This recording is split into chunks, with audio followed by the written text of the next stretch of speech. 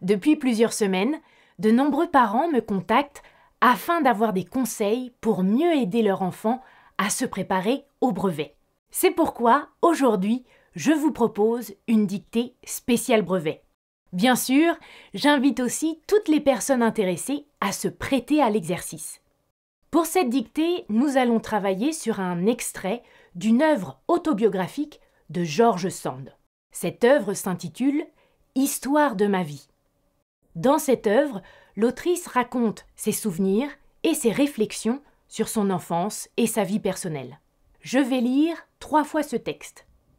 Pendant la première lecture, vous n'écrivez pas, vous écoutez attentivement. Pendant les 2e et 3e lectures, vous écrivez. On commence ? Histoire de ma vie de George Sand. J'étais fortement constituée. Et durant toute mon enfance, j'annonçais devoir être fort belle. Promesse que je n'ai point tenue.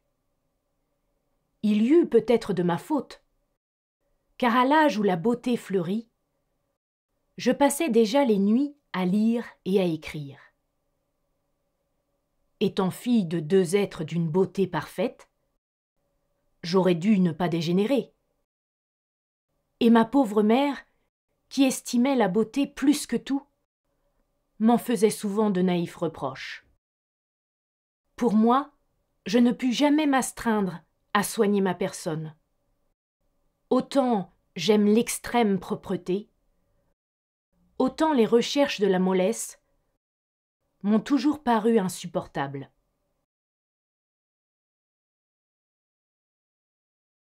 On passe à la 2e lecture. Vous pouvez commencer à écrire. J'étais fortement constituée, virgule. J'étais fortement constituée, virgule. Et, virgule. Durant toute mon enfance, virgule. Et, virgule. Durant toute mon enfance, virgule. J'annonçais devoir être fort belle, virgule. J'annonçais devoir être fort belle, virgule.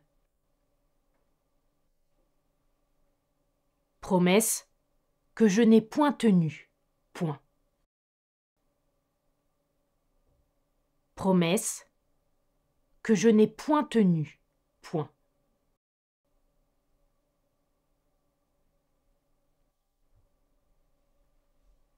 Il y eut peut-être de ma faute, virgule. Il y eut peut-être de ma faute, virgule.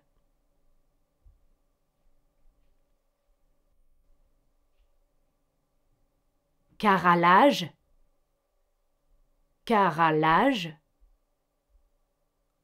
où la beauté fleurit, virgule.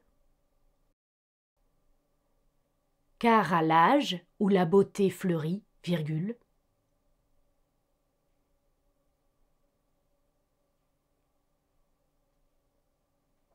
Je passais déjà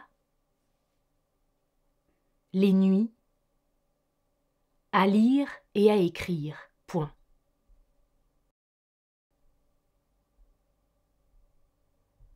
Je passais déjà les nuits à lire et à écrire, point. Étant fille de 2 êtres d'une beauté parfaite, virgule. Étant fille de 2 êtres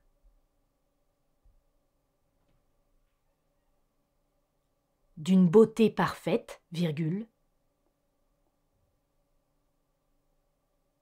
J'aurais dû ne pas dégénérer, virgule. J'aurais dû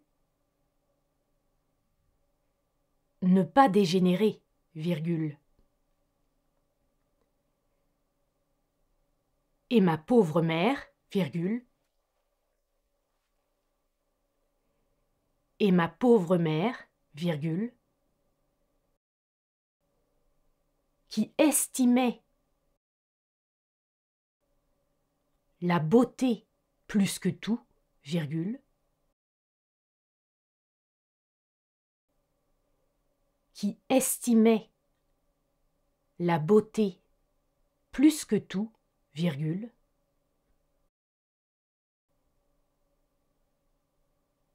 m'en faisait souvent de naïfs reproches, point. M'en faisait souvent de naïfs reproches, point.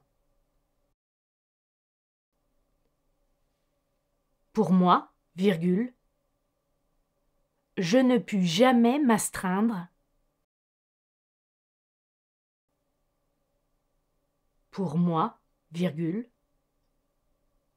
je ne pus jamais m'astreindre à soigner ma personne, point. Pour moi, virgule, je ne pus jamais m'astreindre à soigner ma personne, point.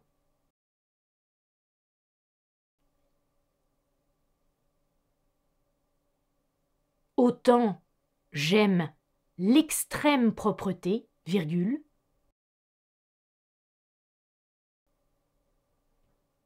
autant j'aime l'extrême propreté, virgule,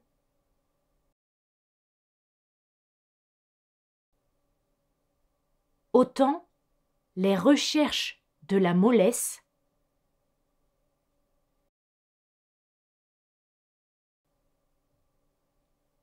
autant les recherches de la mollesse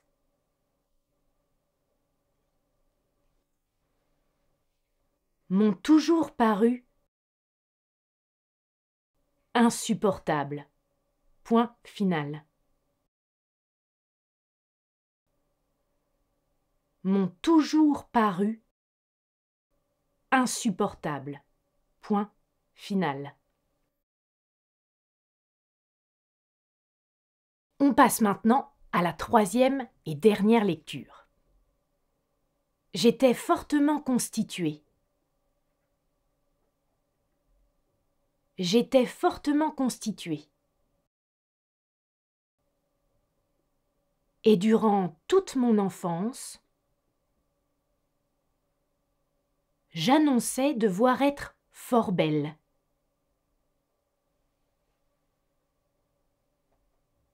Promesse que je n'ai point tenue.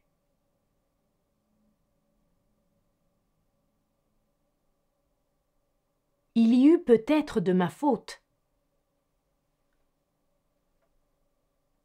car à l'âge où la beauté fleurit, je passais déjà les nuits à lire et à écrire. Étant fille de deux êtres d'une beauté parfaite, j'aurais dû ne pas dégénérer. Et ma pauvre mère, qui estimait la beauté plus que tout, m'en faisait souvent de naïfs reproches. Pour moi, je ne pus jamais m'astreindre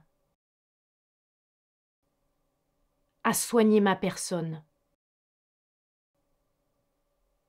Autant j'aime l'extrême propreté, autant les recherches de la mollesse m'ont toujours paru insupportables.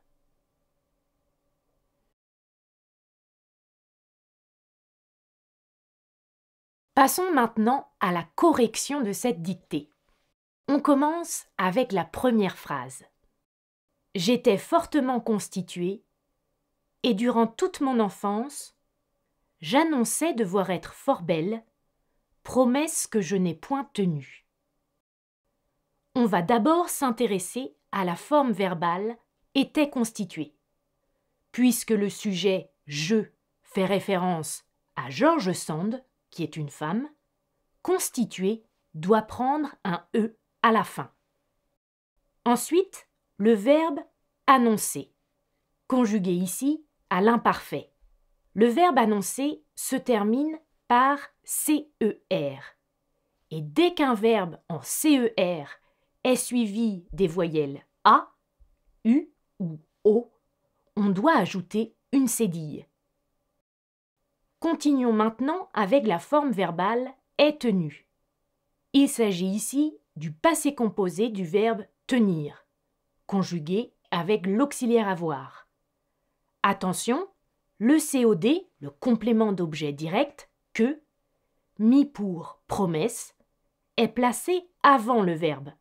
On doit donc accorder le participe passé avec ce COD féminin. On écrit « tenu » avec un « e ». Passons à la correction de la deuxième phrase.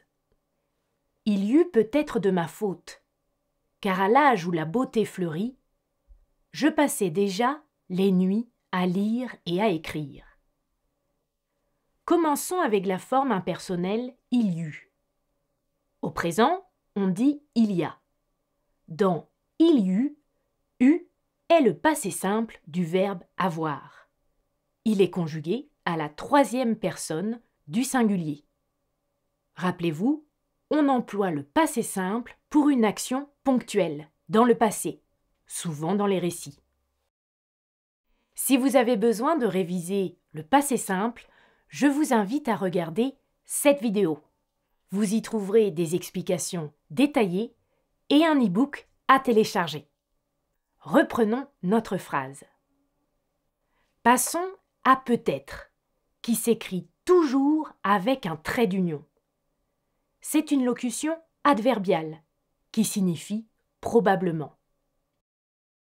Passons maintenant à l'orthographe du mot « où » dans l'expression « à l'âge où ». Il s'agit ici du pronom relatif, qui doit donc prendre un accent grave sur le « u ». Ce pronom relatif a pour antécédent le groupe prépositionnel « à l'âge ». Vous deviez également faire attention à l'orthographe de l'adverbe « déjà ». Accent aigu sur le « e », accent grave sur le « a ». Passons maintenant à la correction de la troisième phrase.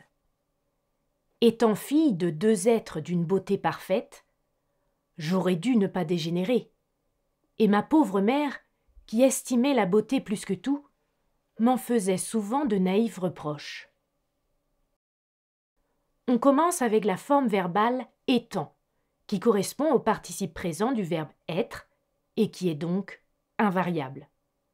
Peu importe si le sujet est féminin ou masculin, il ne prend jamais de marque d'accord. On pourrait reformuler la phrase en disant « Comme j'étais la fille de deux êtres très beaux, j'aurais dû ne pas dégénérer. » Passons au verbe « devoir », qui est ici conjugué au conditionnel passé pour exprimer un regret.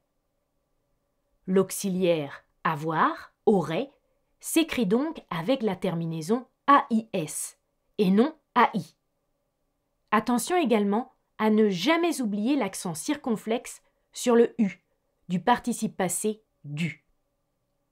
J'aurais dû est suivi d'un infinitif, ici dégénéré.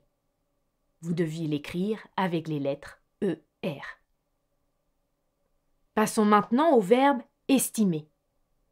Le verbe estimer est ici conjugué à l'imparfait. Il n'y avait pas d'accent à mettre sur le E, car ce E ne termine pas la première syllabe, S. En effet, on accentue le E quand il est la dernière lettre d'une syllabe. Par exemple, école et colle. Regardons maintenant l'expression « plus que tout ». Tout est ici un pronom neutre qui désigne l'ensemble des choses.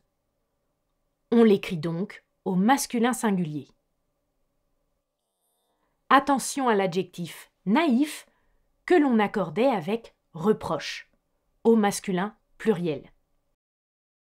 Attention également à l'orthographe de la construction verbale « m'en faisait ».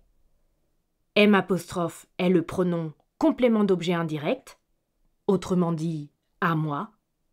En est le pronom adverbial qui représente « de cela », c'est-à-dire du fait que je n'étais pas belle, et faisait qui s'écrit à la troisième personne du singulier, de l'imparfait, car le sujet est « ma pauvre mère ». Passons maintenant à la correction de la quatrième phrase. Autant j'aime l'extrême propreté, autant les recherches de la mollesse m'ont toujours paru insupportables. Commençons avec la locution « autant, autant », qui sert à établir une symétrie, un contraste. Elle indique que deux choses sont équivalentes en intensité, mais souvent opposées dans leur nature ou leur effet. Cette phrase indique que George Sand aime autant l'extrême propreté qu'elle déteste les recherches de la mollesse. D'ailleurs, le nom mollesse, qui signifie dans ce contexte laisser aller ou laxisme, s'écrivait avec deux L. Continuons avec le verbe paraître, qui est ici conjugué au passé composé.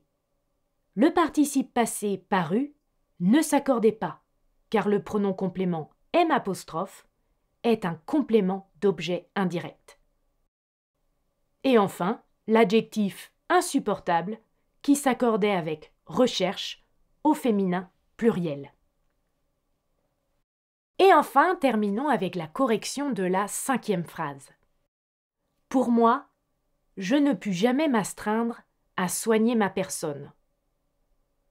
Regardons le verbe pouvoir, qui est ici conjugué au passé simple. Attention à sa conjugaison irrégulière. La voici. Je pus, tu pus, il put, nous pûmes, vous pûtes, ils purent.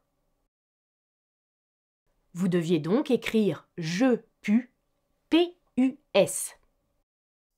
Et enfin, terminons avec le verbe pronominal s'astreindre.